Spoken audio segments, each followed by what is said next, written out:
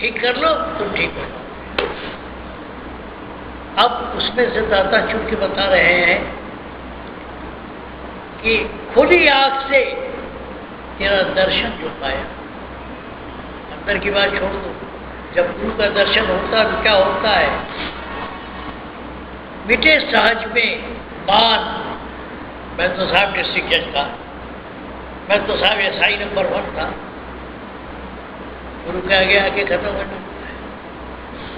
कहते हैं मिटे सहज में आसानी से मान मत नशा।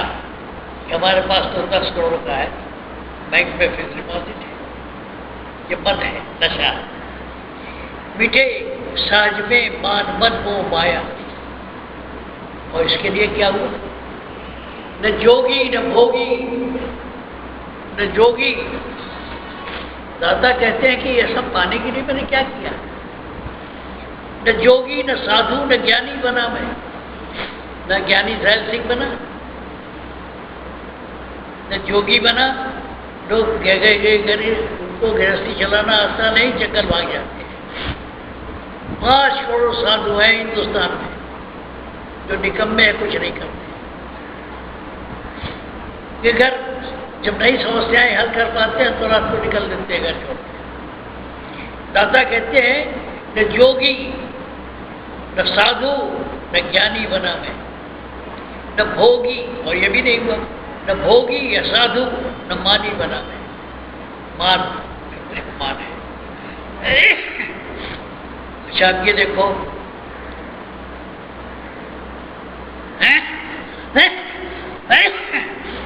जो था पहले अब भी वही रूप मेरा, न व्यापा मुझे काल का हेरा फेरा। मैं कहता हूं मेरे जितने भाई लोग हैं नहीं छोड़ पाए। अब ये उल्टी बात क्या कह गए? ये उल्टी बात क्या कह गए दादा? समझ में नहीं आई बात।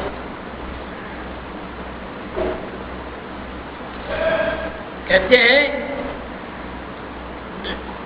जो था पहले अब भी वही रूप मेरा, न व्यापा मुझे काल का हेरा फेरा। न जागा न सोया न सुषुप्ति में आया, न आशा निराशा के भय ने सताया। न दौड़ा न बैठा न लेटा कभी मैं, न माता पिता और न बेटा कभी मैं। वे विचित्र बात कह रहे हो। दुनिया का सारा खेल कह के कह रहे हो नहीं। ये निज रूप का है। 84 का चक्कर खत्म करने के बाद की बात कर रहे हैं दाता।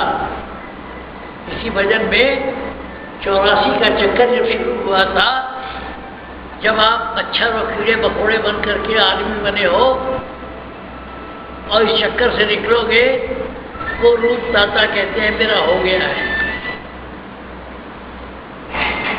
निज रूप में आ गया हूँ। दाता खोल के कहते हैं मैं निज रूप में आ गया हूँ। और निज रूप जो है इन सबसे प्रभावित नहीं होता।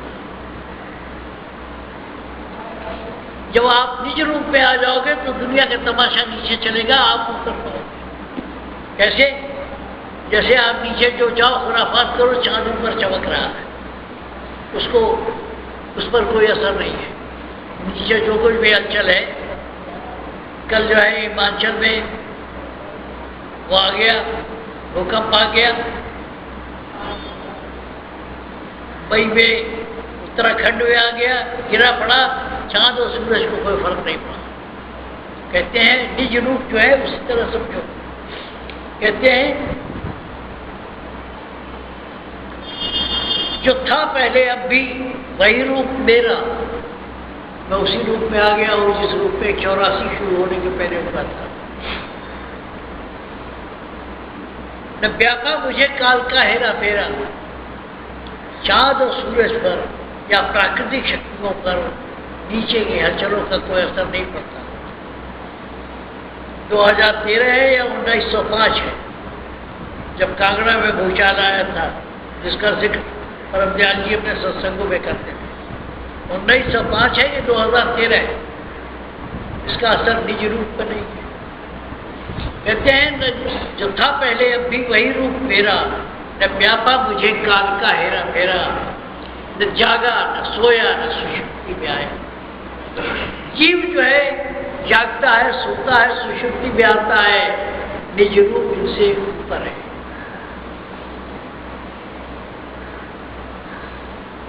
चौरासी का चक्कर शुरू होने के पहले की बात कर रहे हैं, और इस चक्कर से छूटने के बाद की बात कर रहे हैं, अपने आपे की बात कर रहे हैं, निज रूप की बात कर रहे हैं।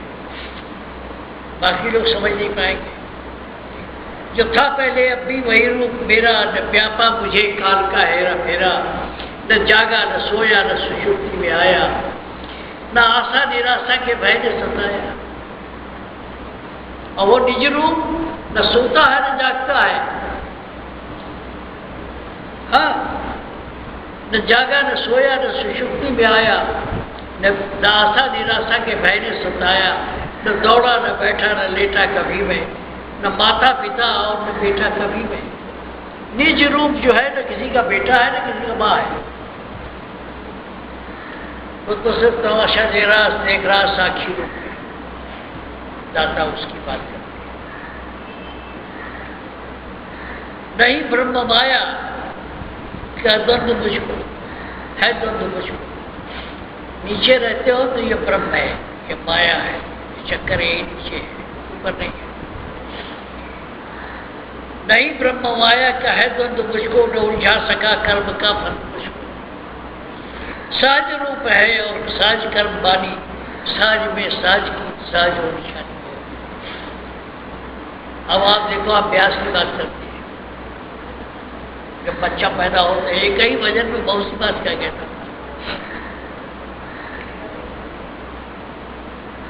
कहते हैं सहस्रदल अनेक और त्रिकुटी की त्रिपुटी, दशा द्वैत की सुन्न में भी न प्रकट। क्या मतलब? एक त्रिकुटी तो यहाँ है, ऊपर जाओगे शरीर के बाहर जाओ तो वहां भी त्रिकुटी है, वहां भी त्रिकुटी है। अब करके कुछ नहीं करना है, जितने ही ऊपर जाओगे उतने ही तीन चीजें आखिर में तीन हो जाएगी, तीन के बाद एक हो जाएगी। अब हम विस्तार नहीं देना चाहते और बोल नहीं करना चाहते। दाता कहते हैं कि सहस्रदल अनेक, यही सहस्रदल नहीं है। जब यहाँ से चांद पे जाओगे, जब चलने लगोगे तो वहाँ भी त्रिपुटी मिलेगी, वहाँ भी त्रिपुटी मिलेगी। जब आप इस सौर्य मंडल को छोड़ोगे वहाँ भी मिलेगी। तो कहते हैं सहस्रदल अनेक और त्रिपुटी की त्रिपुटी। दशाद्वैत की सुन्न में भी न प्रकट। हमको आपको तकलीफ क्यों है? हमको आपको तकलीफ क्यों है? क्योंकि हम मालिक के अंश हैं और हमने अपने आप को मालिक से अलग समझ रखा। इसको कहते हैं द्वैत। जब दो चीजें हो जाती हैं, हम अपने आप को मालिक से अलग मान लेते हैं, इसको कहते हैं द्वैत। और जब हमारी समझ ये आ जाती है कि हम भी मालिक के ही टुकड़े हैं, इसको कहते हैं अद्वैत। दाता क्या कहते हैं? सहस्रदल अनेक और त्रिपुटी की त्रिपुटी, दशाद्वैत की सुन्न में भी न प्रकटी। जब सूरत नीचे आ रही थी, अब ये पूछो महात्मा लोगों से, बच्चा बच्चा चिल्लाते हैं, क्या इसको समझ पाएंगे या समझ पाएंगे? कहते हैं कि जब सूरत नीचे उतरने लगी और शून्य में आई तो वहां तक द्वैत नहीं थे, हम मालिक ही थे, हम मालिक के रूप ही थे। क्या पता ऐसे बात? जब नया बच्चा पैदा होता है तो महीने भर तक आंख नहीं खोलता, तो लगा रहता है, वो उसकी स्थिति क्या होती है? शून्य में रहता है। वहां तक वो अपने को मालिक से अलग नहीं मानता। तो कहते हैं दशाद्वैत की सुन्न में भी न प्रकट।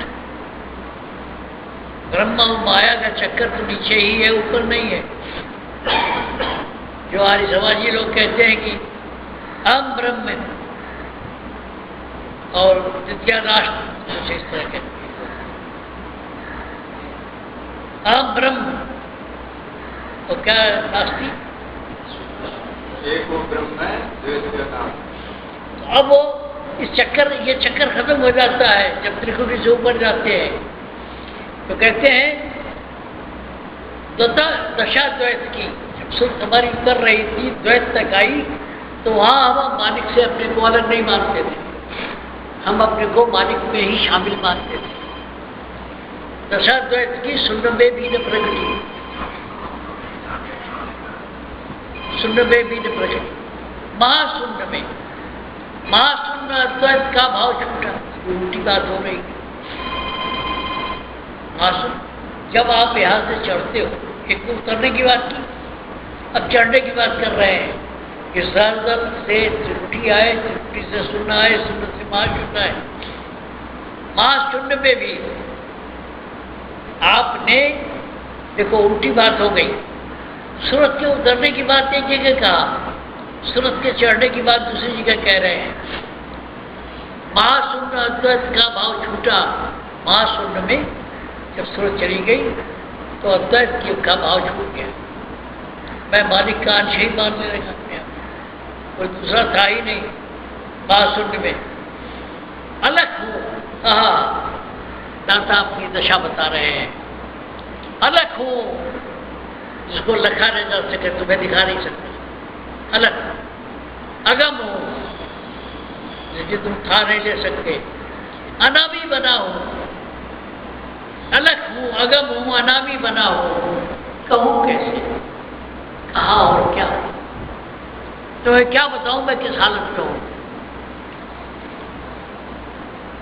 अलग हूँ, अगम हूँ, अनामी बना हूँ, कहूँ कैसे, कहाँ और क्या हूँ?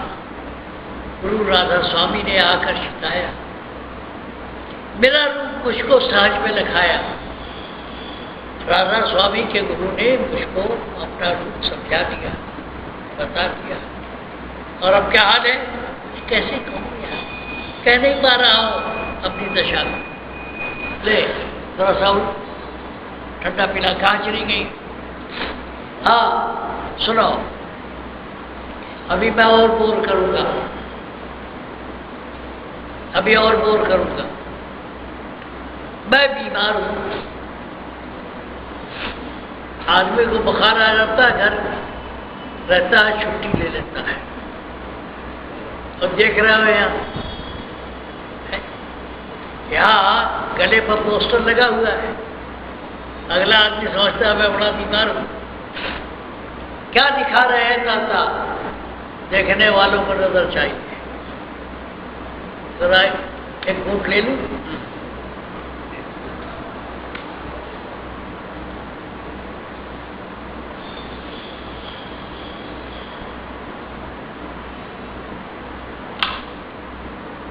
दाता हमारे मार्फत क्या तमाशा दिखा रहा है। ये देखो, दुनिया की नज़र में तो इसकी घंटी बजा दी है मैंने, सिग्नल हो गया, गाड़ी आने की देर है, तो ये मस्त है। ये प्रमाण है, कहते हैं ना, शब्द मिले अनुमान मिले, अनुमान के साथ प्रमाण मिले। आज क्यों आया? ये प्रमाण देने के लिए। ऋषि जी चले गए, बाबा फकीर चले गए, मानव दयाल जी महाराज चले गए, मैं उनका नमूना दिखाने आया। ये देखो, शरीर में ये बीमारी है। और दशहरा 2011 से लेके और जनवरी 2013 तक 5-6 बार अस्पताल हो आया, 8 दिन 10 दिन के लिए। दवाओं से कंट्रोल किया, किडनी में इन्फेक्शन। जब दवाओं से नहीं कंट्रोल हुआ तो डायलिसिस शुरू कर दी। मतलब क्या हुआ? जिसको शुगर की बीमारी होती है उसको ये सब भोगना पड़ता है। शुगर क्यों होता है? जो अफसर बना बैठा रहता है, सिर्फ जनरल कुर्सी से चिपका हुआ, दस्तखत करता है, शरीर से कोई काम नहीं करेगा, बढ़िया खाना खाएगा, उसको शुगर हो जाता है। किसान आदमियों को शुगर नहीं होता, ब्लड प्रेशर होता है। ये कलम घिसने वालों को होता है। तो अपना धंधा कर्म किसने करता। 25-26 वर्ष से शुगर है, उसका असर क्या होता है, या तो आँख खराब हो जाती है, आदमी अंधा हो जाता है, या पैर में थोड़े फूल से निकल आते हैं, या किडनी खराब हो जाती है।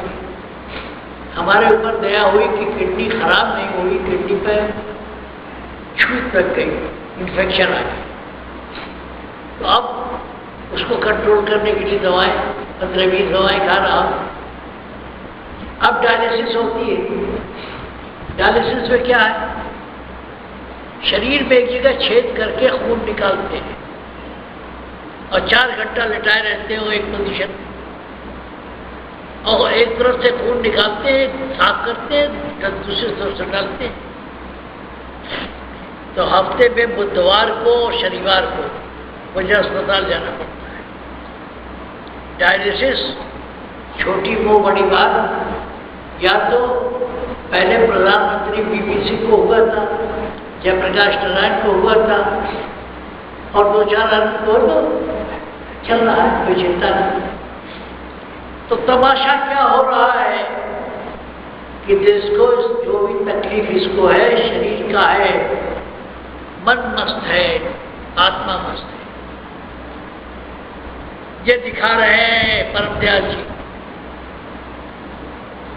कि देखो शरीर में तुम्हारे सामने बैठा हो, घुटने से चला नहीं जाता, कभी कोई सहारा देता, अग्रवाल साहब दे रहे थे। शरीर तो बेकार हो गया है। तो शरीर में कष्ट है, लेकिन मन प्रसन्न है, आत्मा प्रसन्न है। शर्त यह है कि मुझको अपने मूड पर रहने को मिले। को यह मिसाल है आपके सामने, ये दिखाने के लिए ये बीमारी हो रही है।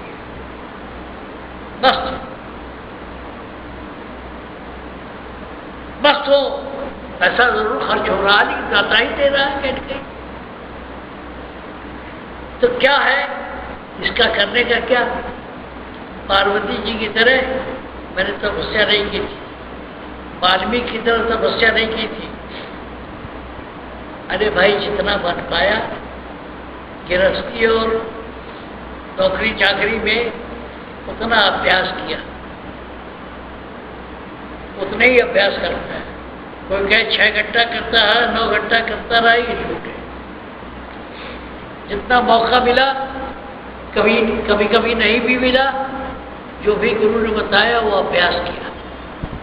दूसरा क्या किया? जहां तक हो सका सत्संग नहीं छोड़ा, और जो भी बन पाया गुरु की सेवा की। उसका ये फल है कि मरते वक्त भी अंत समय जब तेरा आए, आप हुए रखवाल रहिए। मस्त हो, कब्र में पैर लटका के भी मस्त हो। अगर ये पाना चाहते हो आ जाओ इस रास्ते, नहीं तो अपने घर जाओ, क्यों बखरा कर रहे हो? दाता ये तमाशा दिखा रहा है, और मेरा फर्ज बनता है कि मैं आके आप लोगों से कह जाऊं। 4 दिन आईसीयू में रहा, कोई चिंता नहीं। हाँ, ये अलबत्ता है कि जब सुई छू होते थे, काटते थे, पीटते थे, तकलीफ होती थी, लेकिन नहीं ये चिंता थी कि परिवार वालों का क्या होगा। न पाने की इच्छा रही, न खोने की इच्छा रही। बिल्कुल वैसे ही जैसे प्रेम से कोई कहे मेरे घर चलिए, वैसे ही। और एक बात और है, गलतियां जरूर हुई 2-4, लेकिन जहां तक हो सका अपनी ड्यूटी पूरी की। ये भी ड्यूटी ही कर रहा हूं। क्या आप मुझे कुछ दे दोगे या महापंडित कह दोगे? नहीं। इस 2 महीने जो कुछ भी होता रहा, आप लोग हमेशा साथ थे। मैं सोचता था आपसे ये कहूँगा, आपसे वो कहूँगा, आपसे ऐसे बताऊँगा। तो ये देखो, अगर ये मस्ती चाहते हो मरते तब तक, तो इस रास्ते चलो। जितना बन पड़े उतना अभ्यास करे, सत्संग जहाँ तक मिल सके करो, और जो समझ में आए उसमें अमल करो। सिर्फ भाषण देने से बात नहीं बनती। दाई आखिर प्रेम का पढ़े सो पंडित हुए। घंटों पढ़ने की जरूरत नहीं है। अगर ये चाहते हो शांति तो इधर से आ जाओ, और नहीं तो झक मारो। जग झक मारे जीवा नाड़ी, जग झक मारे दुख सुख संग बेहाल रही कि साहब मुझसे ज्यादा मुसीबत में कोई नहीं। हाय हाय, दुनिया की सहानुभूति पाने के लिए अरे अपनी करनी नहीं देखते तुम? अपने दिल में बैठ के झांकते तो हो नहीं कि तुमसे क्या क्या गलतियां हुई। टू आर इज ह्यूमन, गलती करना आदमी का काम है। नहीं, गलती को प्रायश्चित न करना ये बुरी बात है। लोग अपने कर्म नहीं देखेंगे, अपनी नीयत नहीं देखेंगे। अरे साहब मैं बहुत दुखी हूं। अंग्रेजी में कहावत है, God helps those who help themselves. क्या है? इसलिए मैं आपके सामने बताऊं सबूत पेश हुआ हूं, क्योंकि हमारी जीविका जज की थी। सबूत पेश कर रहा हूं कि अगर ये मस्ती चाहते हो, फकीरी, हाँ पैसा बहुत खर्च हो रहा है। अरे बिल्कुल आप समझो कि लुट रहा हूं, लेकिन मस्ती है, अजीब मस्ती है। इसमें हमारा कुछ नहीं है, ये गुरु कृपा है, ये परम दयाल जी की कृपा है, मानव दयाल जी महाराज की कृपा है। हमारा कुछ नहीं है।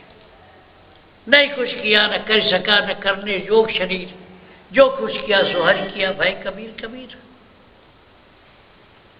है।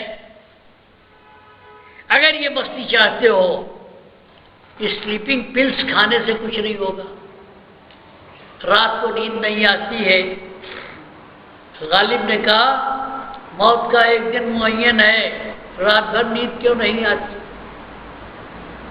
अब एक दिन निश्चित है कि मरेंगे,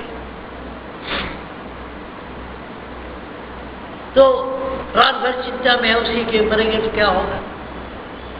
अरे भाई कोई लिख के मुझको दे दे कि मरूंगा नहीं तो समझ में आती है। चाहे आज मरू चाहे कल मरू, फर्क क्या पड़ता है? मालिक के दया से सारी जिम्मेदारी पूरी हो गई है। मेरे बाप ने 10 साल कोशिश की थी, मरने की तैयारी की थी, मुझे तो 15 मिल गया। 25 जुलाई को 15 साल हो गया रिटायरमेंट लिए। कहने का मतलब क्या है? अगर मेरी बात पर जरा भी भरोसा है तो लगे रहो, चिंता मत। और नहीं तो जो बाकी महात्मा बताते हो उस पर चलो। 5 बजे सुबह से टेलीविजन पर ठगी शुरू हो जाती है। अजी लक्ष्मी यंत्र ले लो, पैसे कमी नहीं रहे। कोई अपने आप को बाबा पंजाबी कहेगा, कोई बंगाली कहेगा, आ जाओ शर्तिया इलाज, आने जाने का खर्चा दूंगा। क्या कर रहे हो? पब्लिक को ठग रहे।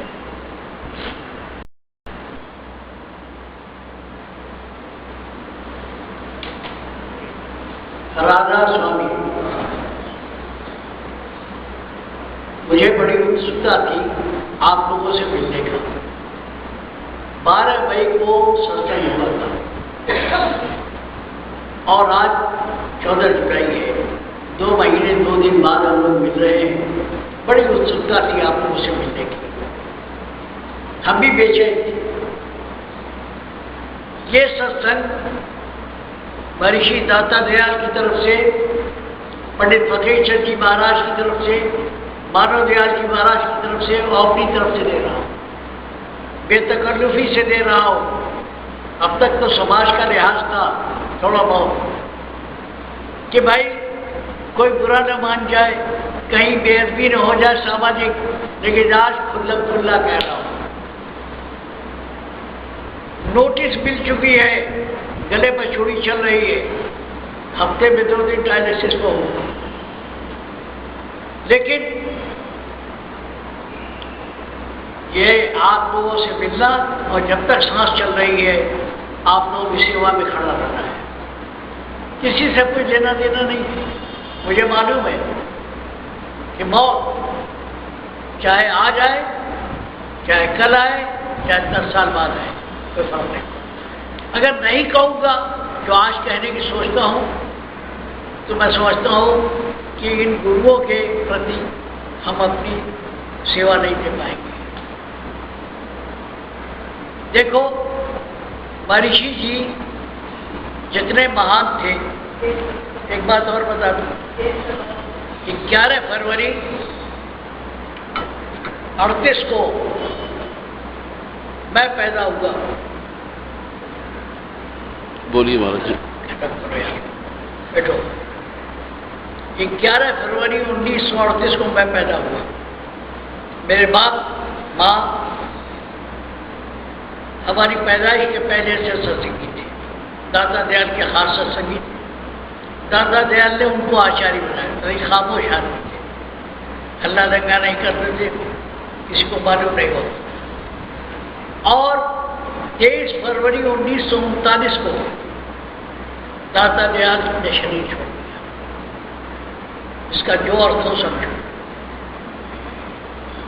साल भर का था, 1 साल कुछ महीने का था कि दादा दयाल ने शरीर छोड़ दिया।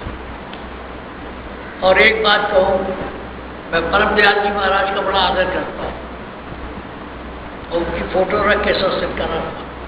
लेकिन महर्षि दादा दयाल जी को जो इस मत के व्यास थे, परम दयाल जी भी ज्यादा नहीं समझ पाए, मुश्किल से 10% नहीं समझ पाए। आज दादा दयाल के भजनों को देखता हूँ, क्या कहना चाहते हैं, पूरा आत्मसात नहीं कर पाए। परम दयाल जी भी, नंदू भाई भी। मैं गुस्ताखी नहीं कर रहा हूँ, एक सच कह रहा हूँ।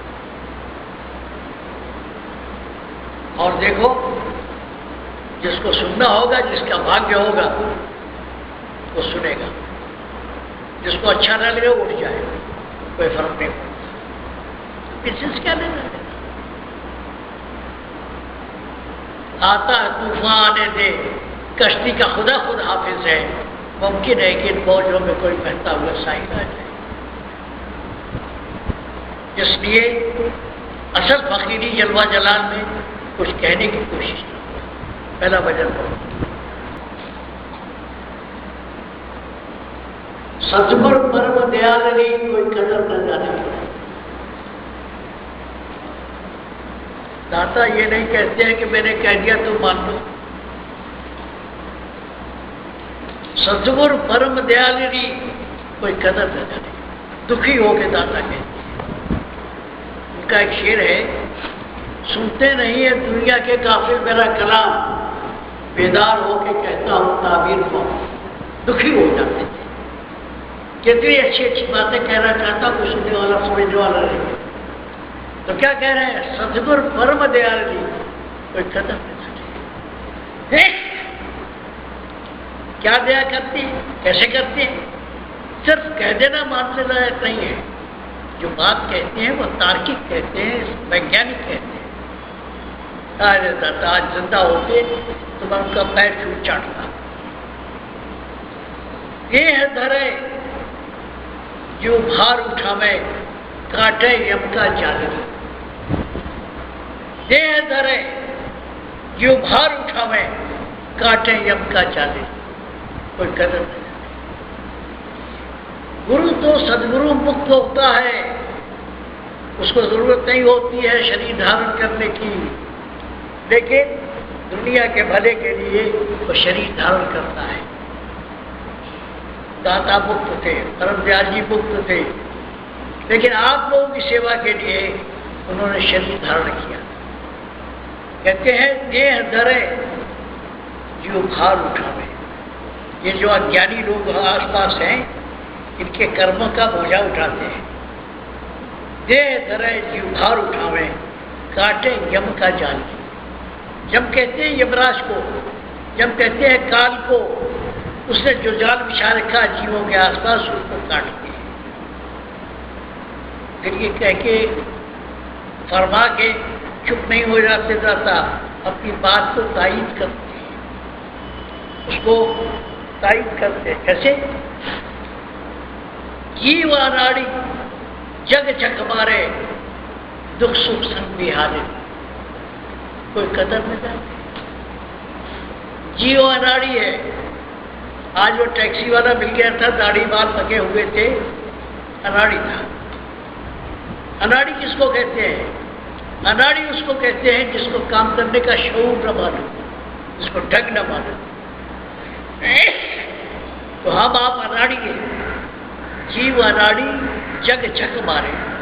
जग माने दुनिया में जग मार रहे हैं, और नतीजा क्या है? दुख सुख संग बेहाले। कभी दुखी है, कभी सुखी। कभी समझते हैं कि मैं तो बादशाह सलामत हूँ, और कभी सोचते हैं मुझसे ज्यादा दुखी कोई नहीं है। क्यों? वो गुरु ज्ञान नहीं है। कहने को लोग कह ले, समझ आई नहीं। तो जीव अनाड़ी, जग जग मारे, दुख सुख संग बेहाले। उनका हाल क्या है त्यागी जी? कभी दुखी है, कभी सुखी। हाल यदि कोई कदर न जाने।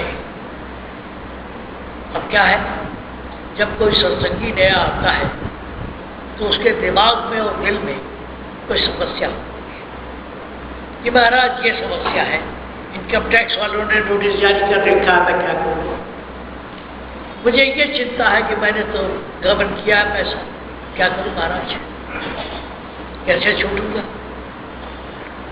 तो ये कंफ्यूजन लेके आता है, समस्याएं लेके आता है, विचार लेके आता है। कोई चिंता न करो, कोई आए चाहे जाए, जिसको ध्यान देना हो इधर, तो जिसको अपना भला कराना हो। जीव अनाड़ी, दया मेहर, जीव अनाड़ी, जग जग मारे, दुख सुख संग बेहाले। कोई कदर नहीं। एक एवरेज आदमी परेशान है, कभी दुखी है, कभी सुखी है। बिजनेस में मुनाफा हो गया, अरे वाह कितने बड़े तीरंदाज हैं। घाटा हो गया, जेल हो गया, ये मिनिस्टर लोग तिहाड़ जेल की शोभा बढ़ा रहे हैं। अब इनसे पूछो क्या बता रहा है भाई,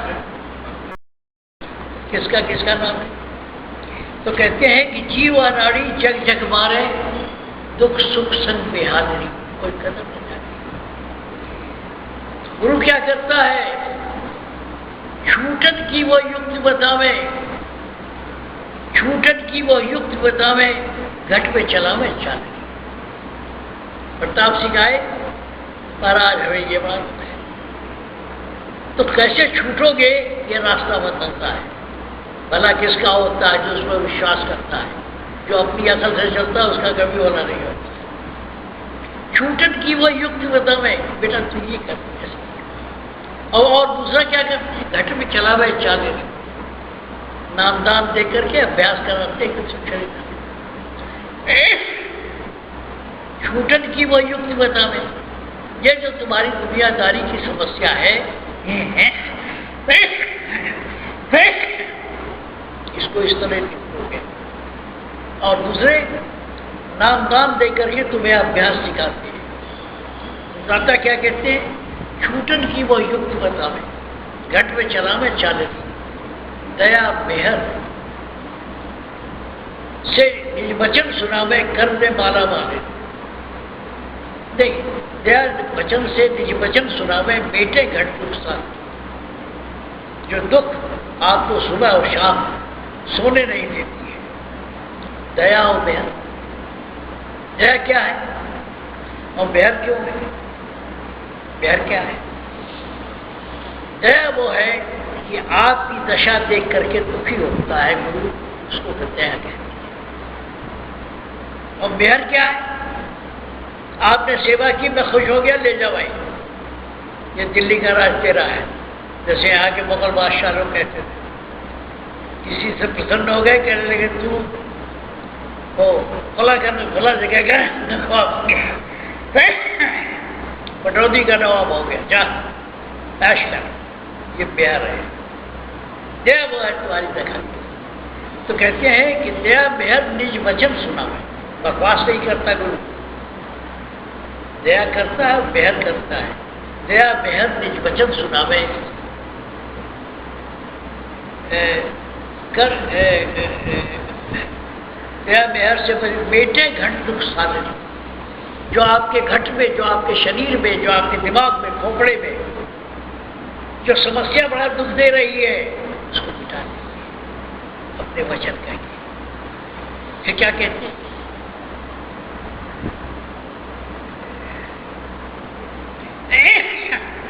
दया के हर निज वचन सुनावे, बेटे घट दुख साल छूटन की वो युक्त बतावे, घट में चलावे चाल ली। दया मेहर से करनी करावे। मैं कहूँगा जाके पानी ले आओ, जाओ राजेंद्र नगर की दुकान से किताब ले आओ, ये सामान ले आओ।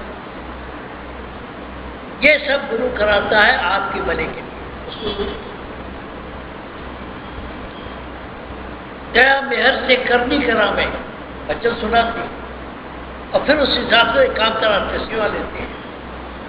सिखों के पहले 3 गुरु जो हैं, या 2 समझो, बाबा नानक जो थे, उनके जो पहले 2 गुरु हैं, उनकी जीवन पढ़ो, समझ में आ जाएगा कैसे आधुनिक समय में कैसे विश्वास करते हैं, कैसे सेवा करते हैं।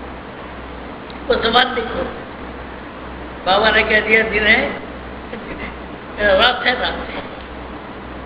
किसी को कह दिया कि दिन है, जा बर्तन बाजा, आधी रात। उन्होंने वो सवाल नहीं किया कि कहाँ दिन है महाराज, आपको भ्रम हो रहा है। तो क्या कहते हैं? छूटन की वह युक्त बतावे, घट में चलावे चालनी, दया मेहर से करनी करावे, कर दे माला माने। ये करता है गुरु, सदगुरु ये करता है।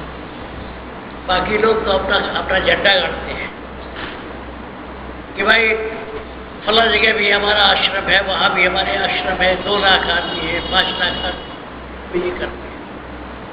लेकिन सदगुरु क्या करता है? दया मेहर से करनी करावे, कर दे माला माल दे, घट के बैरी सभी नसावे, मारे काल कर। जो कुछ भी आपको घट में तकलीफ दे रही थी, दिमाग में जो भी प्रॉब्लम्स थे आपके, उसको मिटा दीजिए। दया मेहर से करनी कर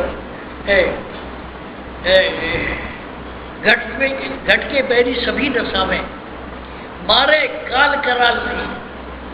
कराल काल, और वो भी कराल हो और विकराल हो, उसको मिटा देते। फिर क्या करते हैं? निस्दिन तेरी दया बिचारे, ये 100 रुपया चढ़ा देते हो, 500 रुपया चढ़ा देते हो, इसकी फिक्र नहीं है।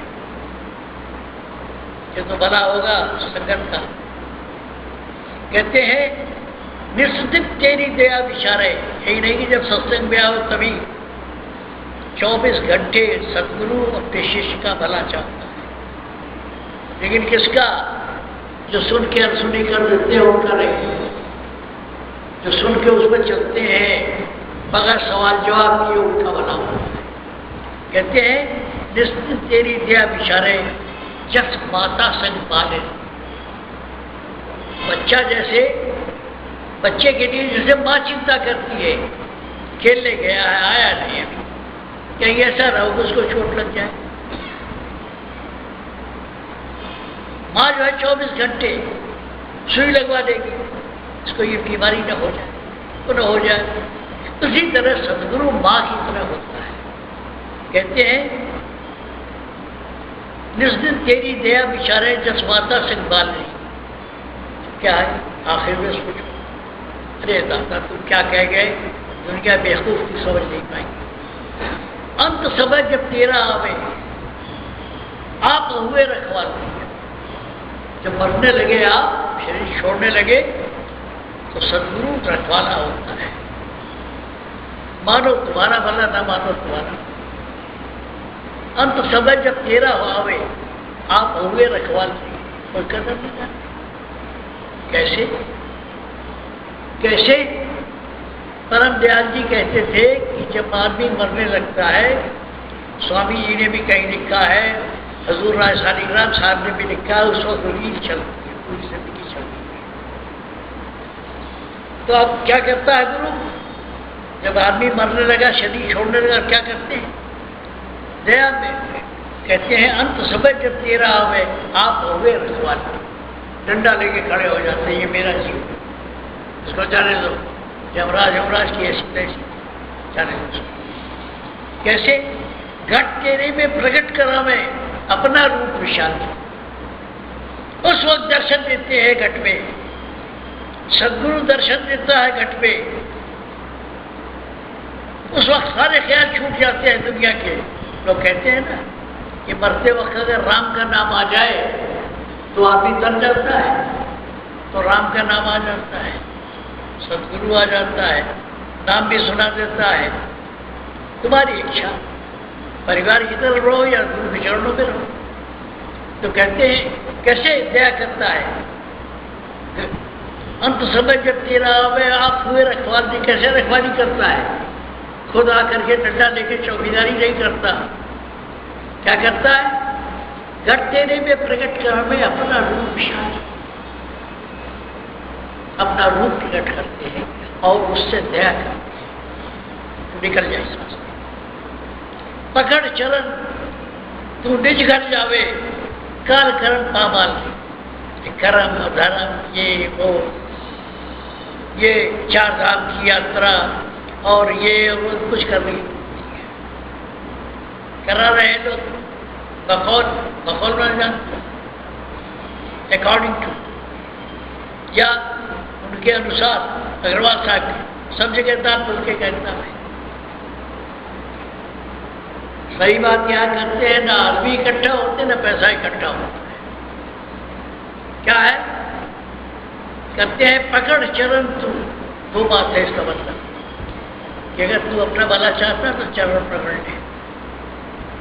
दूसरा है कि चरण पकड़ करके तुम चलो। काल कर्म पामालनी, सबका हिसाब किताब चुकता नक्की। उसको यहाँ की भाषा में वैश्य लोग कहते हैं नक्की। छोड़ चल, न कुछ देना है न लेना है, तू मुक्त हो जाएगा। राधा स्वामी सतगुरु, सतगुरु कहा है उन्होंने, राधा स्वामी सतगुरु वही इसमें हो गई मैं खुशहाल।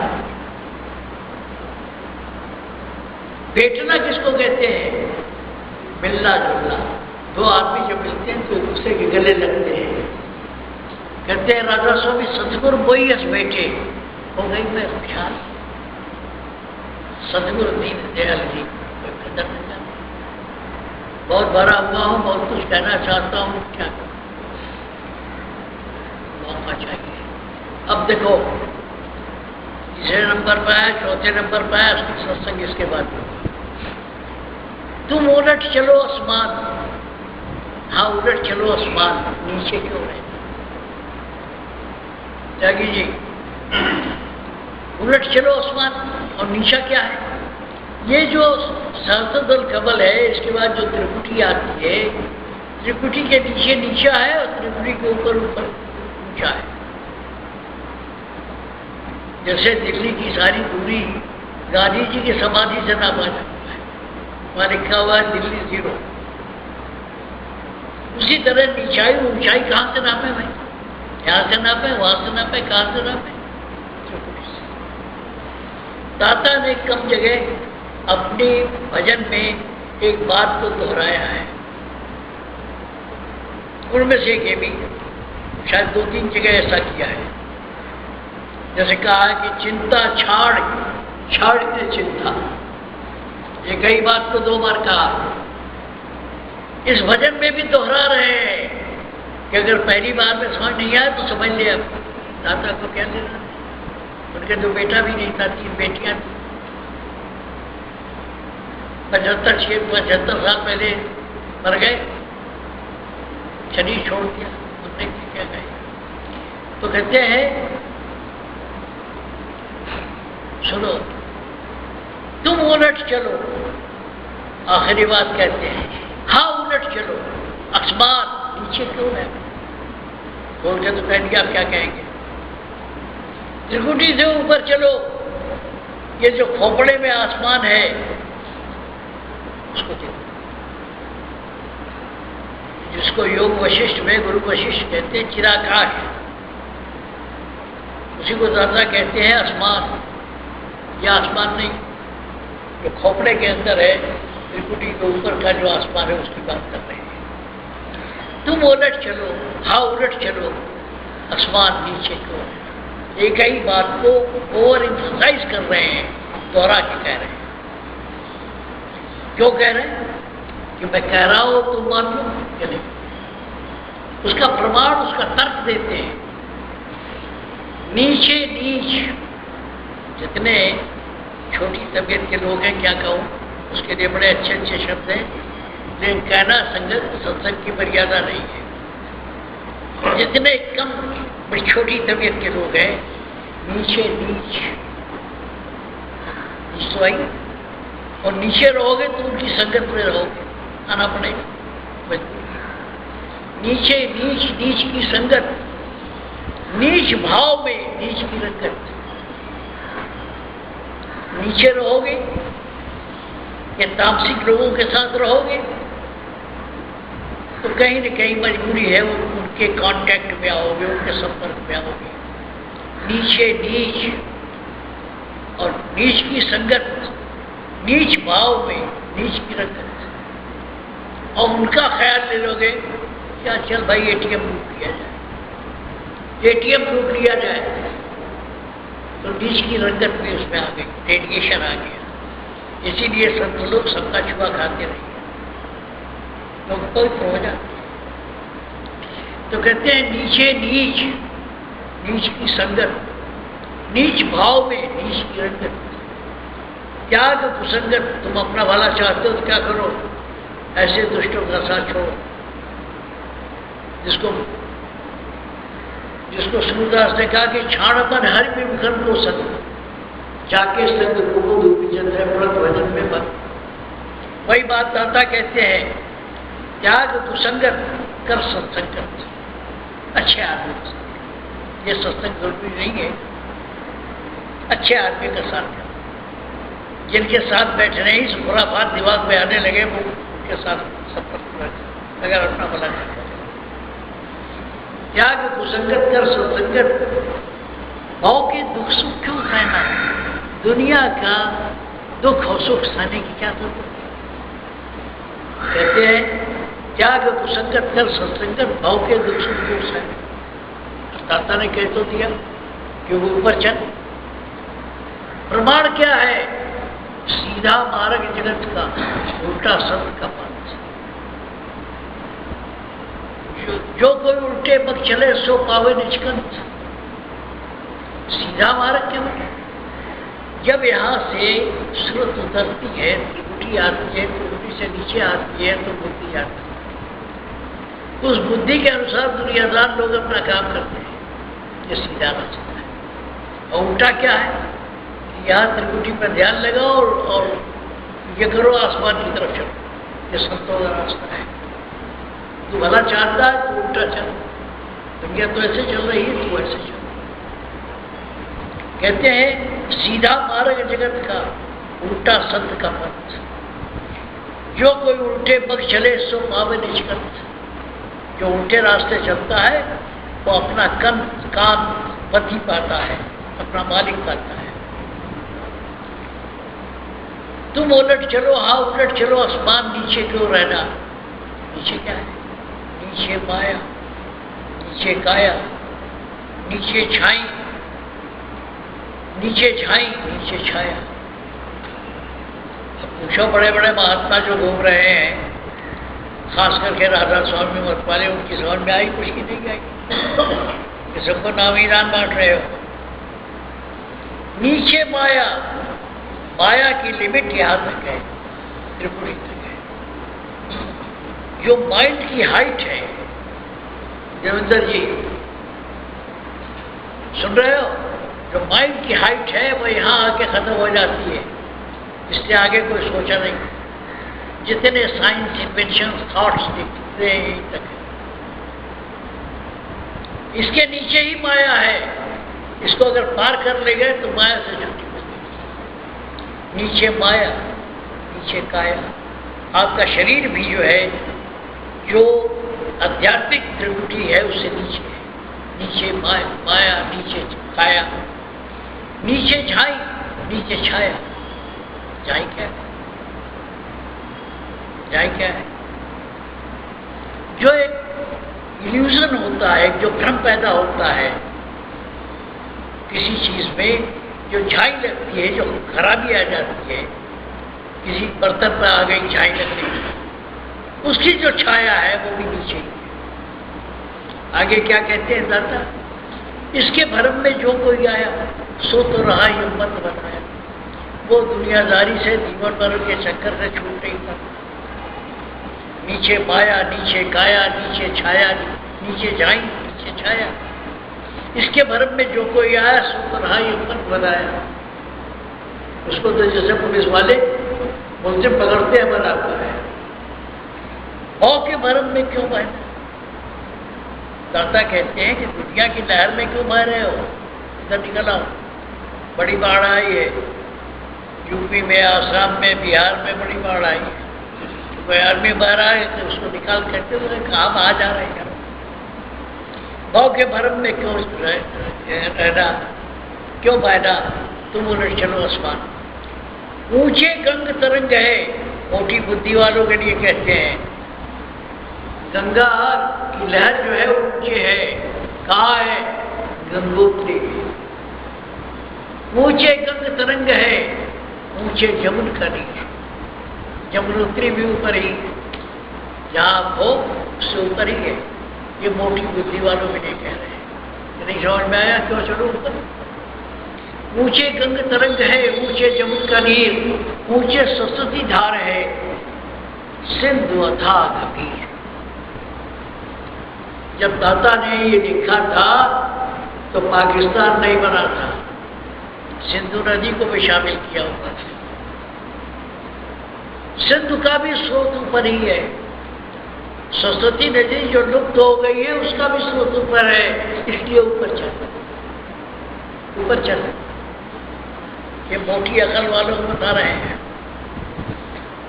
तुम बोले चलो आसमान आ नीचे कर, नीचे कष्ट कलेश है भारी। सोच लो क्या कह रहे हैं दाता। अरे भाई, जब तुम्हारा ऑपरेशन होता तो क्या करता है डॉक्टर?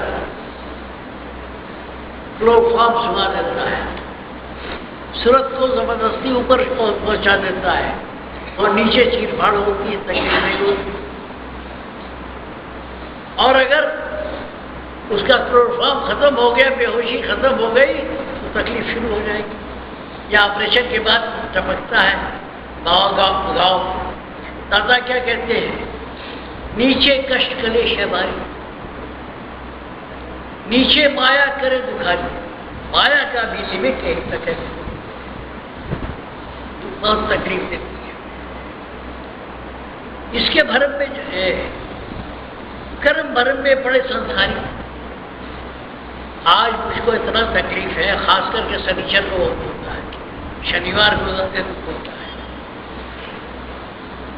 मेरी जगह कोई और आदमी होता तो किसी पंडित को कंसल्ट करता है कि मैं देखा 7:30 लगा है कि ढैया लगा है।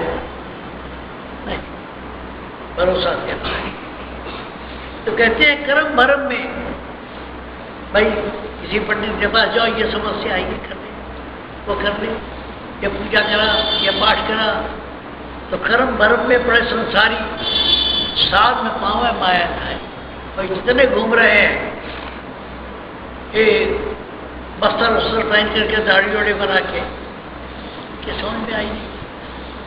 दाता कहते हैं कर्म भरम में पड़े संसारी, साथ न पावे मायाधारी। तीन ताप में क्यों तैरा? तीन ताप क्या है भाई? आपकी पर्सनालिटी का, आपकी व्यक्तित्व का, आपका जात का 3 हिस्सा है।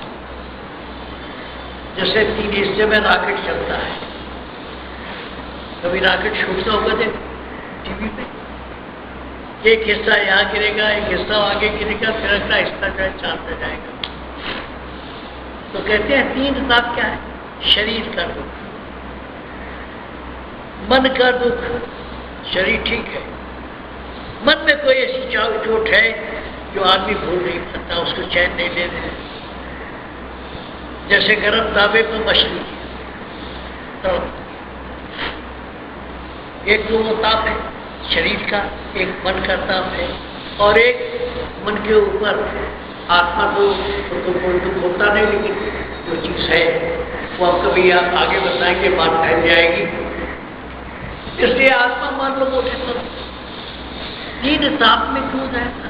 अभी तो विकार तो है। दादा किसी को पकड़ के बता रहे हैं कि तू क्यों यूं भटक रहा है बेटा, इधर आ तुम्हारे तैयार नहीं। तुम उलट चलो, हाँ उलट चलो, आसमान नीचे क्यों रहना? नीचे कष्ट कलेश है भारी, नीचे माया करे खारी, कर्म भरम में पड़े संसारी साध बताओ तीन आचा। आगे आगे समझाते हैं कि भाई अगर नहीं समझ में आई क्यों ऊपर चलो। ऊंचे सूर्य प्रकाश है, जहाँ खड़े हो वहां से सूरज को और उसकी रोशनी देखने चाहो तो ऊपर ही देखना पड़ेगा। ऊंचे चंद्र की ज्योत, चांद की रोशनी ऊपर ही है। ऊंचे ज्ञान भंडार है, ऊंचे सत का स्रोत। ज्ञान भंडार दाता ने कहीं कहा है, ज्ञान दीजिए ज्ञान दाता ज्ञान के भंडार से, तो उसका पता बताना है वो कहाँ ऊपर है। ऊंचे ज्ञान भंडार है, ऊंचे सत का स्रोत। ये सब लोग जो है जिसकी तलाश करते हो, अभी जो भजन आखिर में होता है कि तू दयाल हृदय की मूरत, उसमें भी कहते हैं नाम मिले सद्धाम मिले, सतलोक मिले। वो कहाँ है?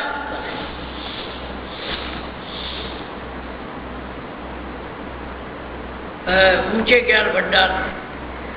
सिंधु, गंगा, यमुना, सरस्वती और सिंधु नदियां, इन चारों नदियों का स्रोत कहते, किसको कहते हैं? स्रोत, जिसको अंग्रेजी में स्रोत कहते हैं, संस्कृत में स्रोत कहते हैं। स्रोत को ऊपर है, इसलिए ऊपर चलो।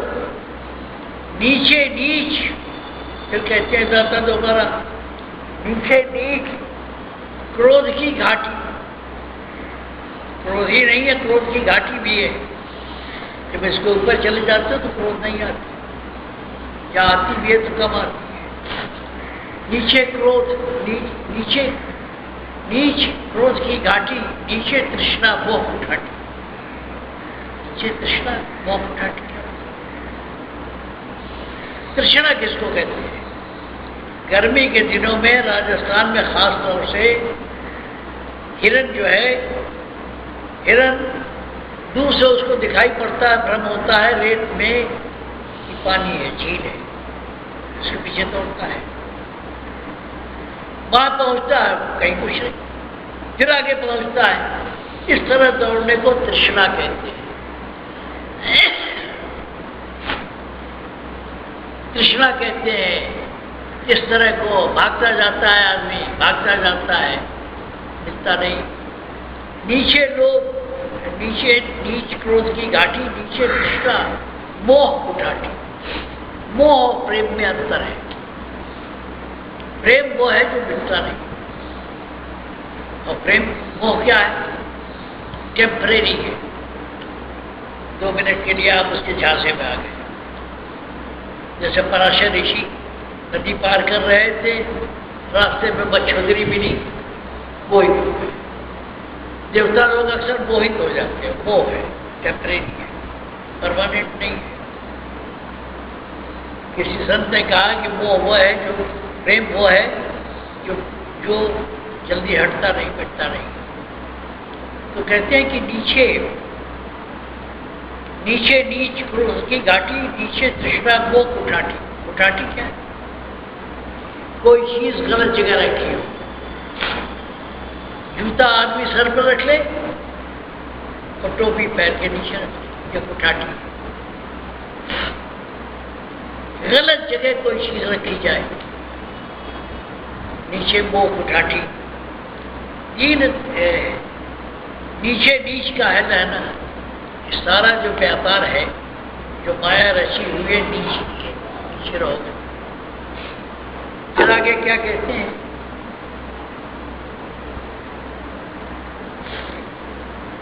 तुम बोलो नीचे इंद्री भोग विलासा, नीचे आशा, नीचे वासा।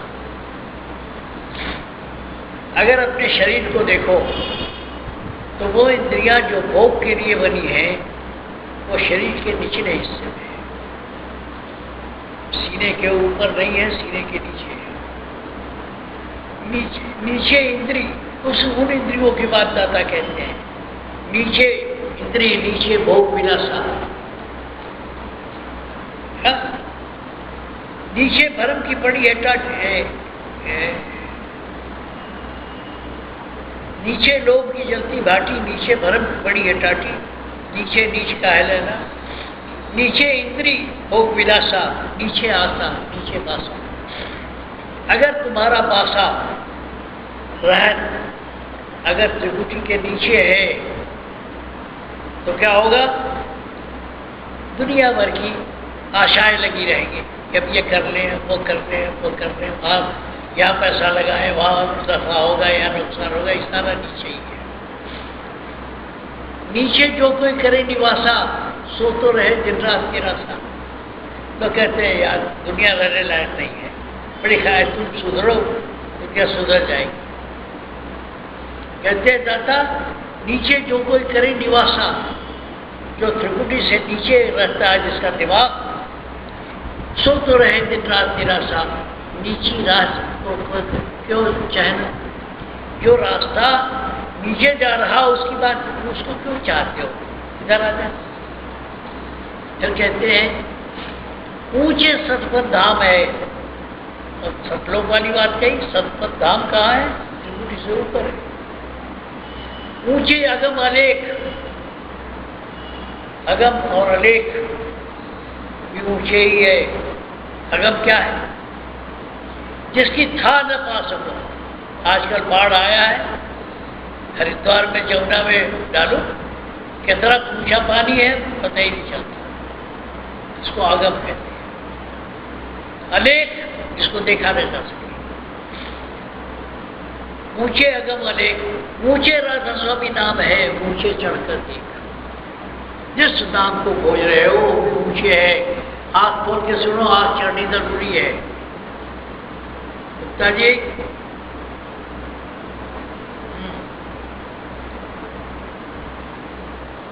ऊंचे राधा स्वामी नाम है, ऊंचे चढ़कर देख। भाई अपनी सूरत को ऊंचे ले जाओ, वहां मिलेगा राधा स्वामी नाम। यहाँ तो खोल खोल के बात कही जाती है, ले जाए लोग, ये सोचते हैं तो बकवास कर रहे हैं। तुम उलट चलो, आप नीचे काल कर्म है व्यापा। सरदार लोग अकाल पुष्प, अकाल क्या है? जब त्रिकुटी के ऊपर सूरज चलती है तो पता ही नहीं चलता कि सुबह एक शाम है। महाराष्ट्रवादी में उनको ये इल्म नहीं है शाम हो गई, हुक्का पीने का वक्त आ गया। तो नीचे काल कर्म है व्यापा, नीचे भरम पाखंड का पापा। इतने ही पाखंड है, कैसे कर दो जी, पैसे कर दो जी। तिगड़म लगाने वाले एक से एक ठेकेदार आपको मिलेंगे। नीचे माया मारे छापा। छापा क्या है? इनकम टैक्स का छापा। छापा का कैसे कहाँ से शुरू हुआ? सरकारी एहलकार जब जाते थे गांव में तो जिस घर की चेकिंग कर ली उस पर हाथ का छापा मार देते थे, वहां से छापा शब्द शुरू हुआ। आजकल इनकम टैक्स रेट, सीबीआई की रेट इसी कहते हैं। उस जमाने में क्या था? वो अंगूठा लगाने वाले पैड पर छाप दिया कि हाँ भाई ये हो गया। जैसे मर्दमशुमारी होती है, जब संख्या गणना होती है तो टिक कर देते, लिख देते छोटा सा। तो कहते हैं नीचे माया मारे छापा, भ्रांति से नहीं सूझा। भ्रांति क्या है? भ्रम। भ्रम क्या? हमको एक भ्रम है कि रात में हम अकेले जा रहे हैं और अपने घर जा रहे हैं, रास्ते में एक छाया दिखाई पड़ी है। हमें क्या लगता है कोई है, कोई है। वाकई होता नहीं है, लेकिन हमको एक भ्रम होता है, उसी का है भ्रांति। भ्रांति से नहीं सूझे आपा, तुम अपनी जात समझ नहीं पाते हो भ्रांति की वजह से। अब क्या है? नीच कथा को क्यों कहना? अरे भाई इतना कह चुका तुम्हें, नीचे वाली बात अच्छी बताइए। भाई इस कथा को बार बार कहने से फायदा क्या? आगे क्या कहना? एक और सुन लीजिए। आज पूरा बोल करने का ख्याल है। पढ़ा लोगों ने, पार हो गए, समझ में नहीं आई। समझा ये तो कविता है, कविता नहीं है, रहस्य है। सबसे अच्छा भजन चौथा भजन है। अभी इसी तरह चुट चुट के दिखाऊंगा। जब तक मौका है सत्संग देने का, ऐसे ही चुट चुट के लाऊंगा कि दाता क्या कह रहे हैं। भरोसा तेरा है, तेरी आस मन में लगा रहता हूं, तेरे सुमिरन भजन में। जिसको गुरु में विश्वास नहीं है उसका भला होता नहीं। दाता क्या कहते हैं? भरोसा तेरा है, तेरी आस मन में। मुझे न किसी पंडित का भरोसा है, न मुझे ये पूजा पाठ का भरोसा है, मुझे अपने मालिक का, अपने इष्ट का भरोसा है। तो दादा क्या कहते हैं? पहली चीज क्या होनी चाहिए? भरोसा तेरा है। अपने गुरु को कहते हैं भरोसा तेरा है, तेरी आस मन में लगा रहता हूँ, तेरे सुमिरन भजन में। कितना समझ पाता है महाराज, आपका ध्यान किया करता हूँ, सुमिरन करता हूँ, आपका भजन करता हूँ। अरे चाबी उन्होंने दे दी, हम लोग न समझ पाए तो हम लोग अभागे हैं। भरोसा तेरा है, तेरी आस मन में लगा रहता हूँ, तेरे सुमिरन भजन में। हमारा क्या हाल है, मैं क्या करता हूँ? जितना मन पाता हो अपने गुरु का सुमिरन भजन करता हूँ। यही है जतन। तुम पूछते हो रास्ता क्या है, तरीका क्या है? दाता बता रहे हैं जितना मौका मिले सुमिरन भजन कर। यही है जतन और यही काम मेरा, यही उपाय है, यही है जतन और यही काम मेरा। लगा जपा करता हूँ रात दिन नाम तेरा। जब मौका मिला, होश आया, अपने इष्ट को ध्यान करता हूँ, उनका नाम जपता हूँ। फिर से देखो क्या कह रहे हैं, खोल के रास कह रहे हैं। भरोसा तेरा है, तेरी आस मन में लगा रहता हूँ, तेरे सुमिरन भजन में। यही है जतन। जतन किसको कहते?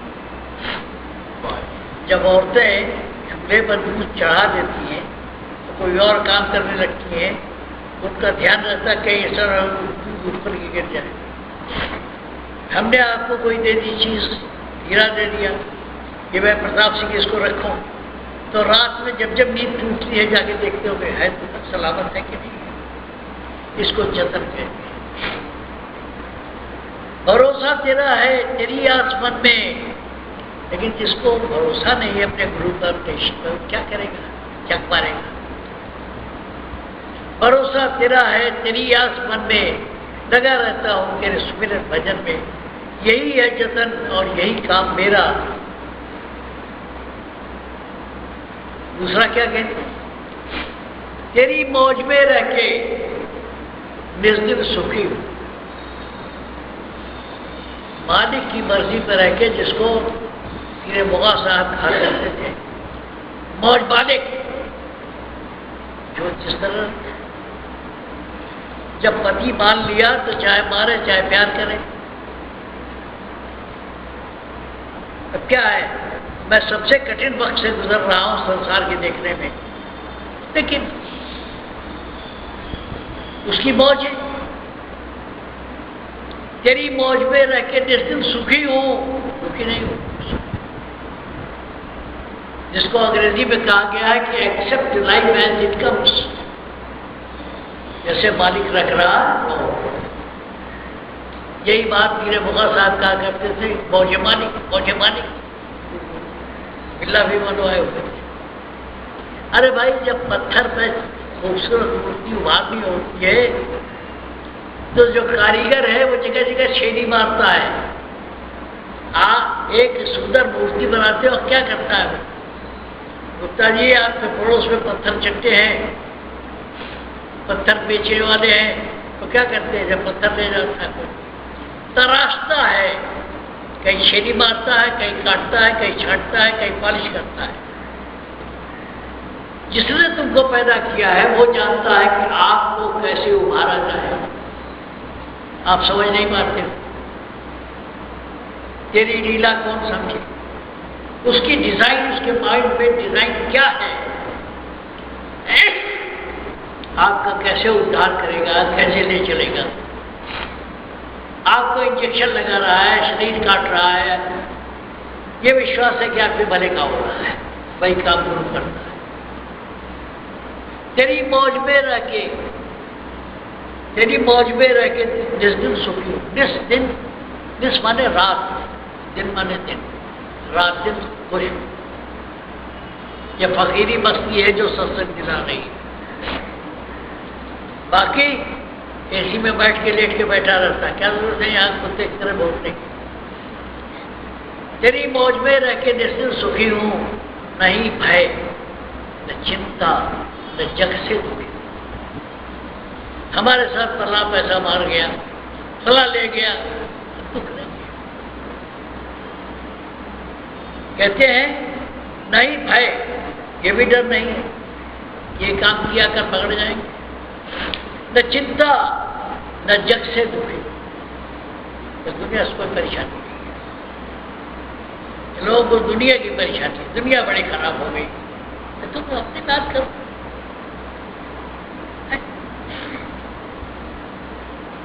कबीर साहब ने इसी बात को क्या कहा, अपनी अंतिम अवस्था में क्या कहते हैं, चाह गई चिंता गई, मनवा बेमरवा, जिन्हें कछु नहीं चाहिए सोई शांत था है। चाह गई, अब किसी चीज की कोई इच्छा नहीं। चिंता गई, मनवा बेपरवाह, लापरवाह हो गया। जिन्हें कछु नहीं चाहिए यही शांत था, वही बात दाता कहते हैं, कोई चिंता चली गई। अपने एक भजन में कहते हैं कि चिंता छाण छाड़ीते चिंता।